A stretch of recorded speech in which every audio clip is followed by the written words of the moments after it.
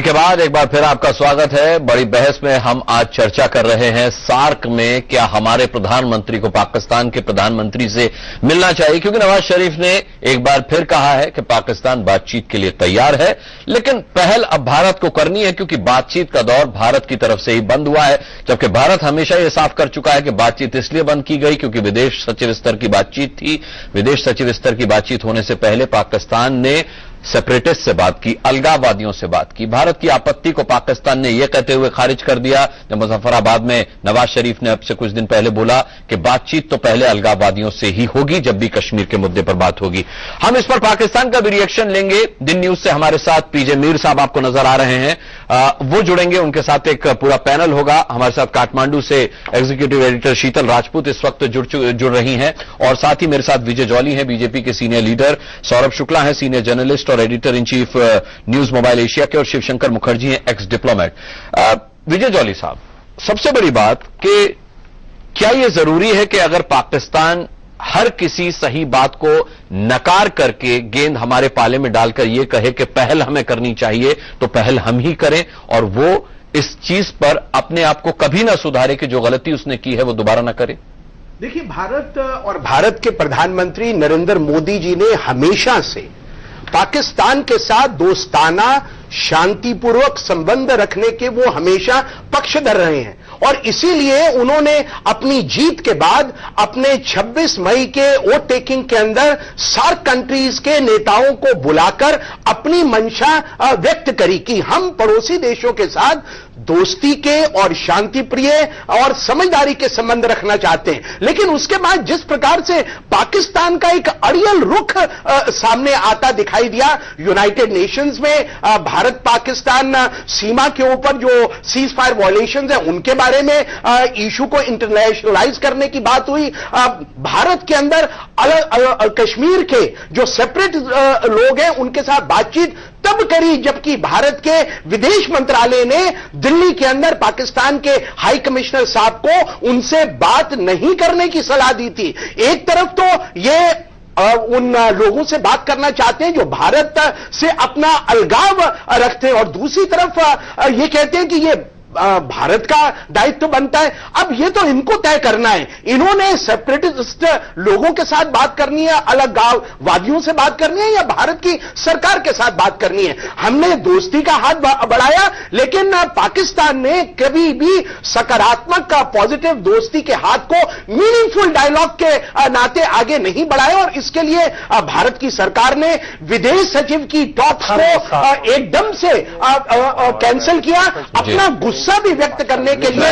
जौहरी साहब, ठीक है, जो गवर्नमेंट सॉफ्ट पेडलिंग करेगी, ठीक है, पाकिस्तान किसी पे भारत और पाकिस्तान के संबंधों को ठीक है के आधार के ऊपर आगे ले जाकर, लेकिन मीनिंगफुल डायलॉग अच्छा ठीक है आगे बढ़े। ठीक है, पाकिस्तान हमारे साथ जुड़ चुका है। दिन न्यूज से पीजे मीर साहब हमारे साथ हैं। पीजे मीर साहब, मैं चाहूंगा कि पहले मैं अपने गेस्ट का इंट्रोडक्शन करा दूं आपके साथ, और फिर आपके साथ पैनल में कौन कौन है आप उनका तारुफ करा दीजिएगा। न्यू दिल्ली, और वहां अनुराग मुस्कान है। Let's see what he has got to say there. जी, मैं बता दूं आपको, मेरे साथ बीजेपी के Pakistan, and of course let's hope कि ये जो कॉन्फ्रेंस है बड़ी अच्छे तरीके से जाए। मेरे साथ चले इंशाअल्लाह। देखिए मीर साहब, बहुत अच्छी जाए ये तो हम भी दुआ कर रहे हैं। अपने पैनल को इंट्रोड्यूस करा देता हूं। अनुराग, करा दीजिए।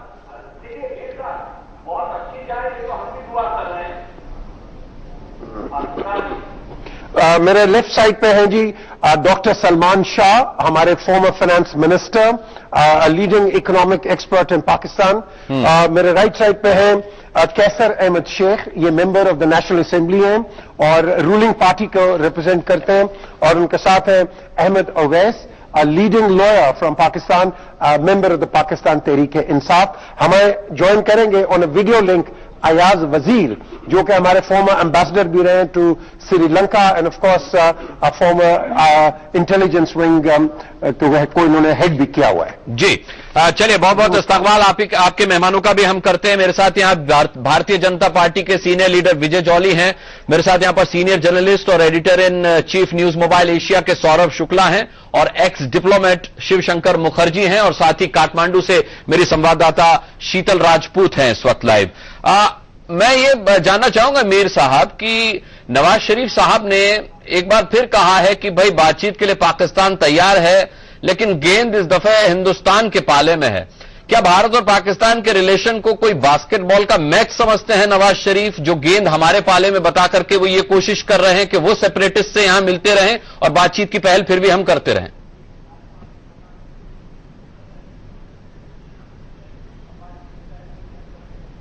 आई थिंक ये अनुराग, यही एक डिबेट है जिस पे हमने आगे बढ़ना है, बिकॉज नेचुरली आपकी भी रिजर्वेशंस हैं या पाकिस्तान की भी रिजर्वेशंस हैं, और इन रिजर्वेशंस को हमने डी रिजर्व करना है। और वो कैसे करेंगे?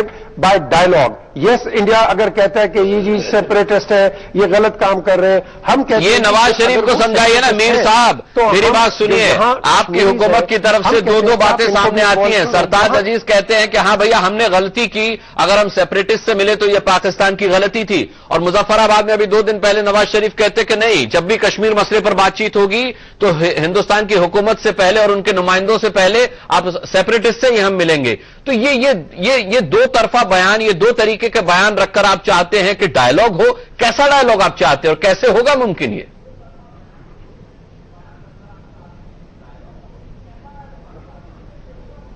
ओके, डॉक्टर सलमान शाह, क्यों जी, क्या रिस्पॉन्ड करेंगे इस पर?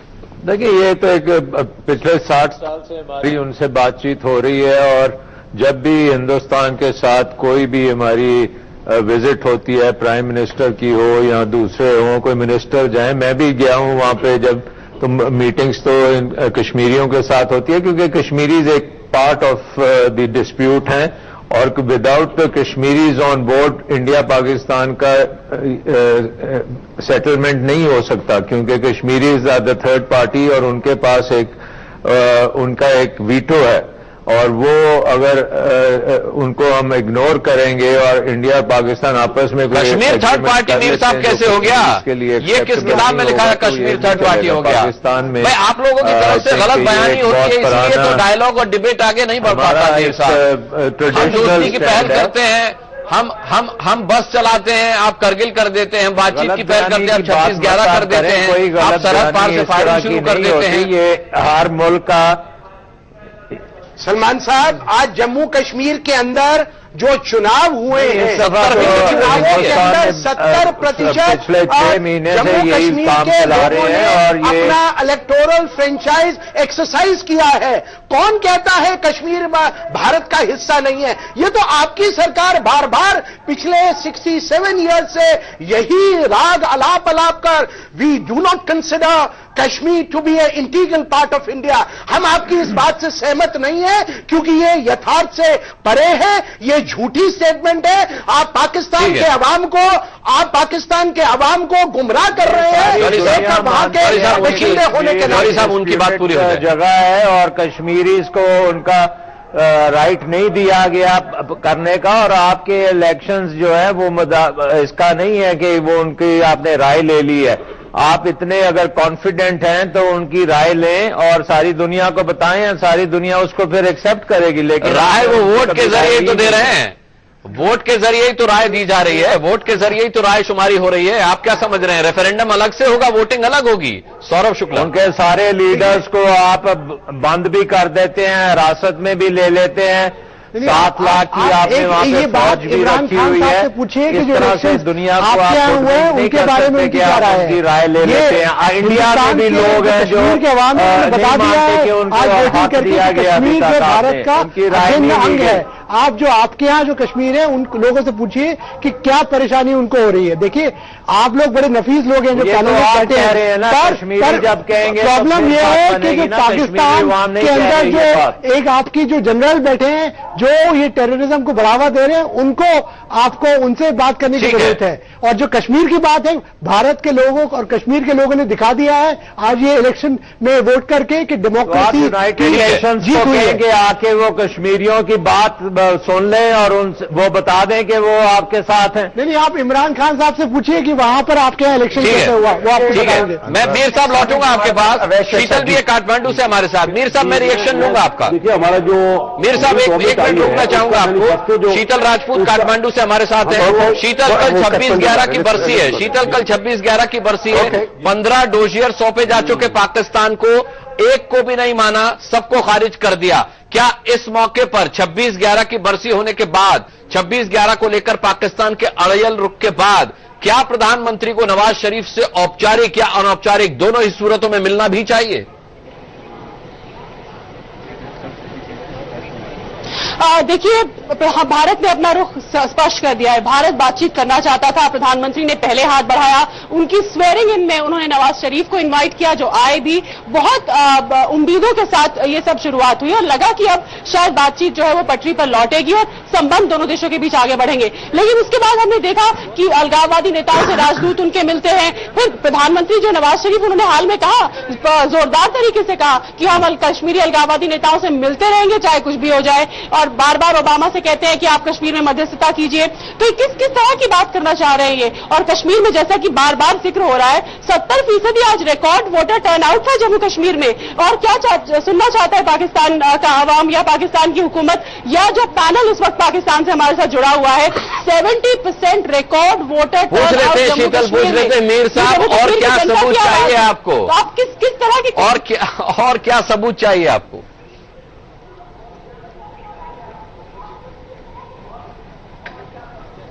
जी, मैं ये बात करना चाह रहा हूं। कैसे साहब? कि हमने जो हमारी नई गवर्नमेंट आई, वो उसमें हमारा मैनिफेस्टो था कि ज्यादा हम रिलेशन अपने पड़ोसी ममालिक से बनाना चाहते हैं और पर्टिकुलरली इंडिया से। और हमने जब हलफ बर्दारी की जब इन्विटेशन आई तो हमारे हुकूमत ने और मियां नवाज शरीफ साहब ने बड़ा बोल्ड स्टेप लिया कि वो उस हलफ बर्दारी की तकरीब में गए। हालांकि जब मियां नवाज शरीफ ने हलफ बर्दारी के लिए इंडिया के प्राइम मिनिस्टर को बुलाया था तो वो यहां पाकिस्तान तशरीफ नहीं लाए थे। ये इनिशिएटिव तो बनाइए हुआ और फिर तो बनाइए आपके पाकिस्तान में आप क्या बगैर किसी लॉजिक के, देखिए कश्मीर जो है चीन पाकिस्तान आने से डर रहा है। जिनपिंग नहीं आए आपके यहाँ, ओबामा आना नहीं चाहते। मीर साहब बात से पूरी लेकिन माहौल तो बनाइए पाकिस्तान में नरेंद्र मोदी के आने के लायक। शी जिनपिंग आना नहीं चाहते, ओबामा आना नहीं चाहते, नरेंद्र मोदी किस लिहाज से जाएं? क्या आप उनको सिक्योरिटी का वो हवाला देते हैं आप जो वो आए?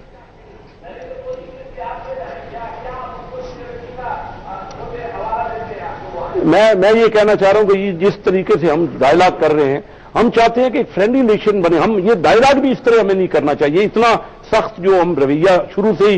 देखिए, बातचीत में जरूर बातचीत में आगे बढ़ना चाहिए। हम आगे बढ़ना चाहते हैं। इंडिया एक बहुत बड़ा मुल्क है, हमारी ये ख्वाहिश है, हमारा यही मैनिफेस्टो है। हमने इस पे हमने इलेक्शन में ये मैनिफेस्टो दिया। हालांकि इंडिया के नरेंद्र मोदी साहब जो आए वो इस मैनिफेस्टो पे नहीं आए कि हम पाकिस्तान से दोस्ती में, उन्होंने तो पाकिस्तान बैशिंग पे इलेक्शन कंटेस्ट किया। हमने इंडिया के साथ दोस्ती के साथ इलेक्शन कंटेस्ट किया। इसका मतलब है हमारी पब्लिक ये चाहती है और हमारे लोग ये चाहते हैं कि इंडिया से हमारे तल्लुकात बने।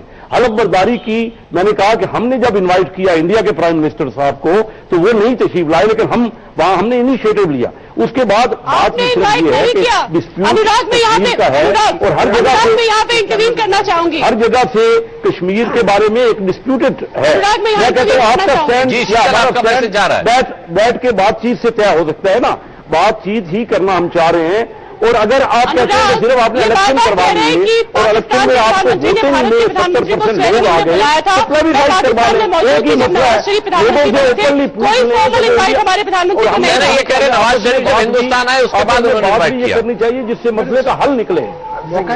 कैसर साहब, मैं आपसे पूछना चाहता हूं, 26 नवंबर 2008 को जो भारत के मुंबई के अंदर आतंकवादी हमला हुआ जिसमें 164 लोग की हत्या हो गई, 308 के करीब लोग हाथाहाथ हो गए और आपके जो ये टेररिस्ट थे जो पकड़े गए, उन्होंने स्वयं कसाब साहब ने माना कि मैं पाकिस्तानी नागरिक हूं और मैं मौलाना अजहर साहब से और उनसे अपनी डायरेक्शंस लेके भारत आया हूं। तो क्या आप ये मानने को आज भी तैयार हैं कि पाकिस्तान भारत के अंदर दहशतगर्दी, टेररिस्ट टेररिस्ट मॉड्यूल्स को कहीं ना कहीं अभी भी क्या उसको आगे बढ़ावा नहीं देता रहे? आपको इसके ऊपर भी जरूर प्रकाश, आपके प्रधानमंत्री भारत आए, हमने उसका इस्तकबाल किया, हमने उनका स्वागत किया, लेकिन आप एक तरफ तो आए और दूसरी तरफ से छुरी लेकर भारत की निहत्ती जनता के ऊपर सीज फायर वॉयलेशंस के माध्यम से हिंदुस्तान के और पाकिस्तान के बॉर्डर के ऊपर मेरे निहत्थे लोगों को मारते चले जाए और हिंदुस्तान की सरकार चुप रहेगी। ठीक है जौहरी साहब। सौरभ शुक्ला जी, सबसे बड़ा सवाल यह है कि पाकिस्तान से बातचीत का सिलसिला पाकिस्तान खुद। जी मीर साहब बोलें।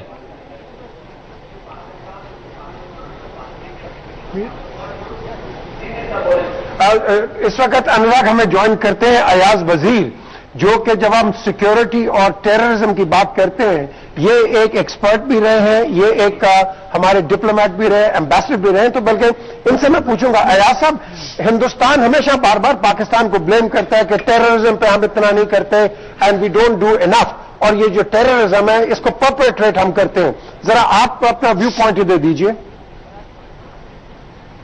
देखिए, मेरा ख्याल है पहले तो अगर हम ये आपस में तय कर लें कि टेलीविजन की स्क्रीन पे न हम हिंदुस्तान पता कर सकते हैं न वो पाकिस्तान पता कर सकते हैं, तो आराम से एक दूसरे की बात सुन रहे हैं। टेररिज्म की जहां तक बात है, पाकिस्तान उसका खुद नहीं होता है, इसके ऊपर जो हम मिर्च मसाला लगाते हैं उसकी वजह से ये घी काला हो जाता है। अच्छा, और सर्दियों में जो आपके यहाँ कुछ ऑडियो वहां गलत कनेक्ट हुआ है पाकिस्तान से, लिंक हमारा टूटा है। सौरभ शुक्ला, मैं आपसे जानना चाहूंगा कि पाकिस्तान का ये एक ऑडियो का इधर मसला आ रहा है। द क्वेश्चन अराइजेज, आप बताइए, ये 500 साल पुराना ये जो एक स्कॉटलैंड और ब्रिटेन का एक इशू चल रहा था, वो किसी और मसले पर डिबेट करें। सौरभ जी, मैं आपसे जानना चाहूंगा कि क्या पाकिस्तान के साथ अब भारत को रवैया रखना चाहिए, क्योंकि आज नवाज शरीफ ने यह कहकर कि गेंद अब पाकिस्तान के पाले में नहीं है बल्कि हिंदुस्तान के पाले में है, जिम्मेदारी आपकी बना दी कि आप कुछ रिएक्ट करें। देखिए, ये तो इनका एक टैक्टिकल मूव जो है, वो चाहते हैं कि बाकी जो देश के लोग देख रहे हैं और जो बाकी राष्ट्राध्यक्ष वहां पर हैं, वो एक प्रेशर बनाएं। ये प्रेशर टैक्टिक है। डिप्लोमेसी में इस तरह की चीजें पाकिस्तान करता रहता है, पर हिंदुस्तान को उनके उलझावे में नहीं आना चाहिए। प्रधानमंत्री नरेंद्र मोदी जो अपनी विदेश नीति बहुत अच्छी तरह कर रहे हैं, वो एक कूटनीति बहुत अच्छी तरह कर रहे हैं। उनको ये समझना चाहिए कि भारत के लोगों की एक अपेक्षा है कि वो साफ कर दें पाकिस्तान के राजनयिकों से और पाकिस्तान के प्रधानमंत्री से कि जो टेररिज्म है भारत के खिलाफ जो चल रहा है वो खत्म होना चाहिए। खाली वही चीज है जिसके बाद एक ठोस बातचीत हो सकती है, उसके बिना कुछ नहीं हो सकता। उसके बिना अगर बातचीत होगी भी तो टैक्स पेयर के जो हिंदुस्तान के टैक्स पेयर हैं उनका पैसा बिल्कुल व्यर्थ जाएगा, और मुझे लगता नहीं कि भारत के प्रधानमंत्री को ऐसा गवारा होगा। जी मीर साहब, एक लाइन में मेरे सवाल का जवाब दीजिएगा कि काठमांडू में आपके प्रधानमंत्री से हमारे प्रधानमंत्री क्यों मिले, जबकि हर मुद्दे पर आपका रवैया अड़ियल है?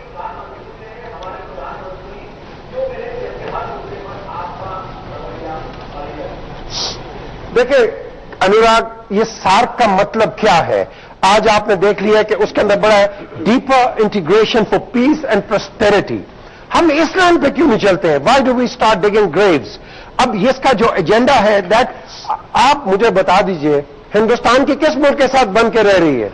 आप देख लीजिए कि 71 से लेकर हम एक दूसरे के पीछे पड़े हुए हैं। कभी एक जंग होती है, दूसरी होती है, कोल्ड वॉर होती है, हॉट वॉर होती है। पाकिस्तान के साथ दोस्ती किसकी है? अफगानिस्तान की है, ईरान की है, हिंदुस्तान की है, चीन हमारे जो रवैये हैं दोनों, ये बता दीजिए। दोनों को ब्लेम चीन को आप अपना दोस्त बताते हैं, लेकिन शी जिनपिंग आपके आने से घबराते हैं। आप यूएन में जाकर कश्मीर का मुद्दा उठाते हैं। नवाज शरीफ ओबामा से कहते हैं कि नहीं भाई, इस बार आप जब 26 जनवरी पे हिंदुस्तान आए तो कश्मीर का मुद्दा उठाइएगा, तो वहां पर आप यूएन जाते हैं, अमेरिका जाते हैं, अमेरिका चले जाते हैं, लेकिन वो ओबामा आपके यहां आने को तैयार नहीं है। आपकी किससे दोस्ती है मीर साहब, ये बताइए।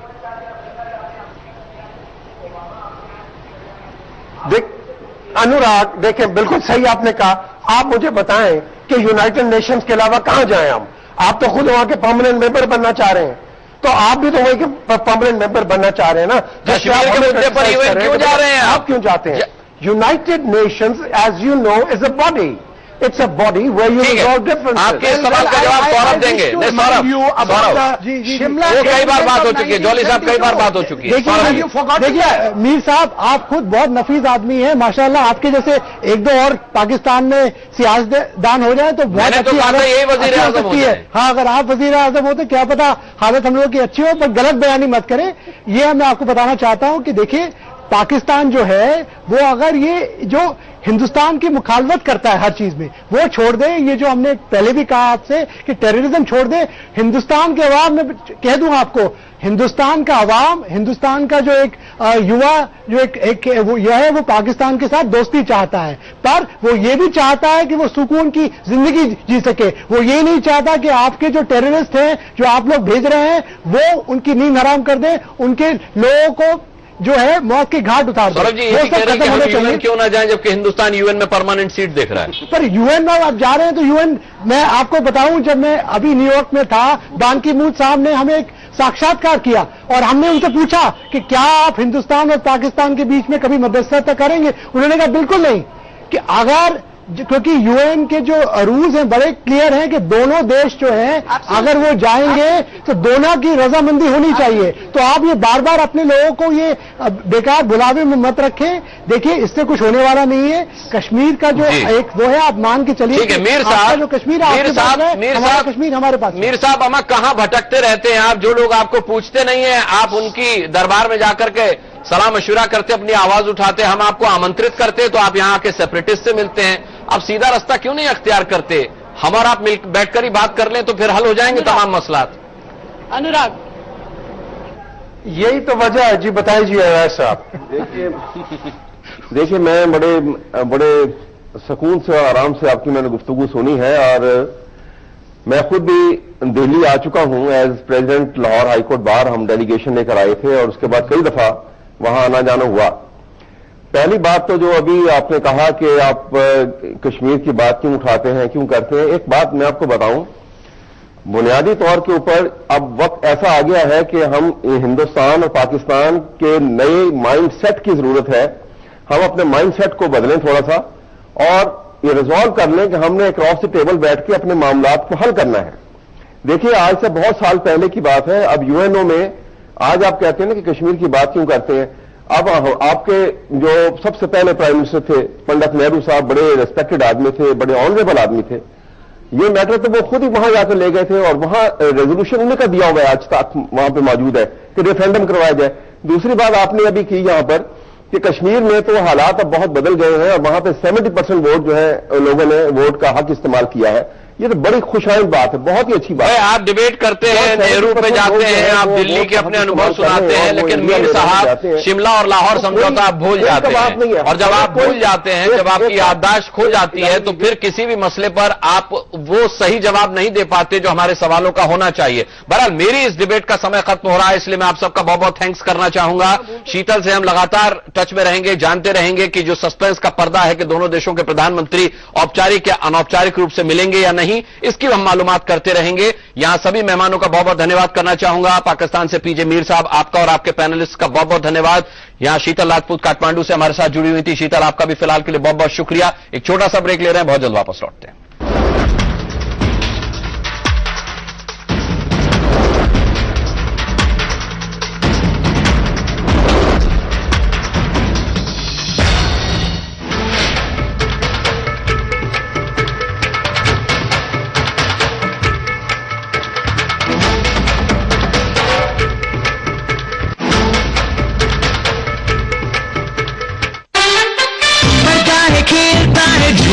उछलता है, दौड़ता कभी कभी दौड़ कर रहता है, आगे आगे बढ़ता है इंडिया, हम जीता है India.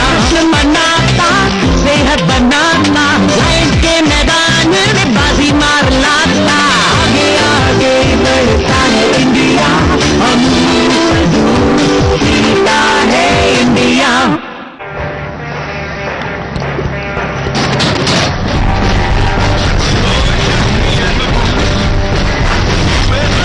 Total quartz car engine oil और उसकी आधुनिक फ्रिक्शन रिडक्शन टेक्नोलॉजी से आपके कार इंजन को बनाइए सबसे दमदार। Total quartz car engine oil, ज्यादा सुरक्षा और ज्यादा किलोमीटर्स। टोटल।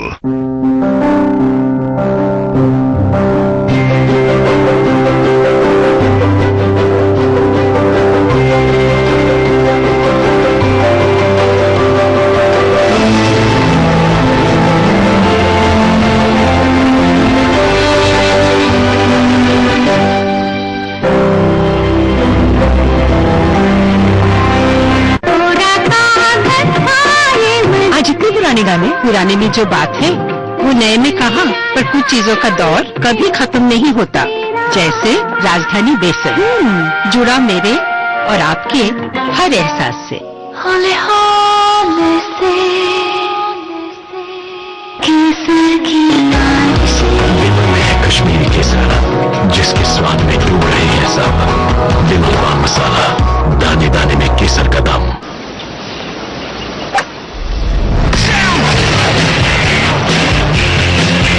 जिंदगी हर पल में फोर्ड इकोस्पोर्ट में है 200 मिलीमीटर ग्राउंड क्लियरेंस।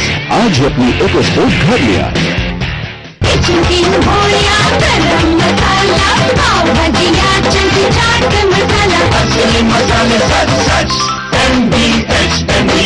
घर से बाहर निकल पड़े तो ये पहिए कितना कुछ दिखाते हैं। जैसे पापा रॉक का शौक भी फरमाते हैं और हीरा और मीरा शकीरा से कम नहीं। ये बात बुआ की स्माइल में झलकती है।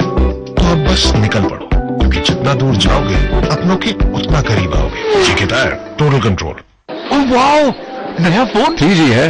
कितने में लिया? 4.5 इंच स्क्रीन। बताना कितने का? Dual camera. बोलना भाई, कितने में लिया? Rupees 4,333 में नया Intex aqua Y2 Pro 3G smartphone. Intex.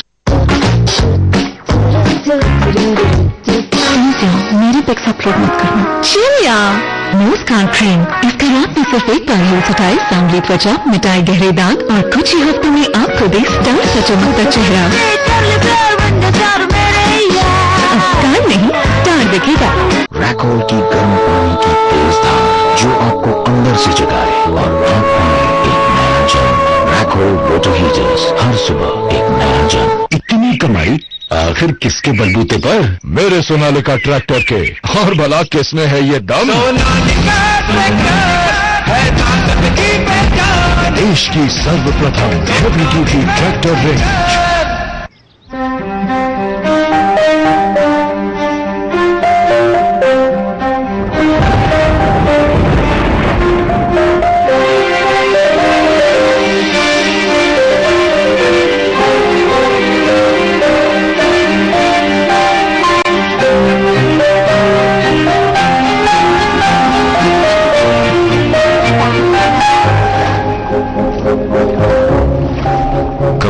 पकड़कर किसी ने हमें दुनिया दिखाई थी। आज हमारी बारी है। पापा, हाय, जरा हाथ देना। क्या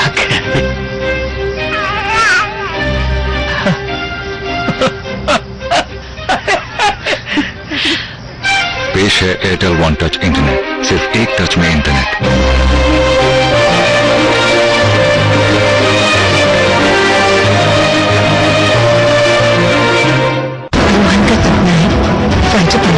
और सपना पूरा करने के लिए साधारण च्यवनप्राश नहीं चाहिए, कुछ प्लस, यानी संडू सोना चांदी च्यवनप्राश प्लस, जो बनाए से भीम स्टाइल, यानी भीम प्लस आइंस्टाइन। संडू सोना चांदी च्यवनप्राश प्लस ने इम्यूनिटी प्लस 3 दिमागी फायदे, एकाग्रता, सतर्कता और याददाश्त। संडू सोना चांदी chyawanprash plus. Please sir. Captain. Yes sir. इस जहाज में किस कंट्री का माल जा रहा है? सर, यूरोप होते हुए यूएसए और कनाडा जाएगा और अगले हफ्ते गल्फ कंट्रीज को जाएगा। मेरी मेहनत, आप सबका प्यार, यही है एमडीएच का इतिहास। असली मसाले सच सच। एमडीएच खास खबरों के प्रस्तुत करता है एमडीएच। प्रकृति जैसी शुद्धता हमारी पहचान। एमडीएच मसाले, the real spice of India. और सह प्रायोजक, अब स्कार्स नहीं स्टार दिखेगा, नो स्कार्स क्रीम।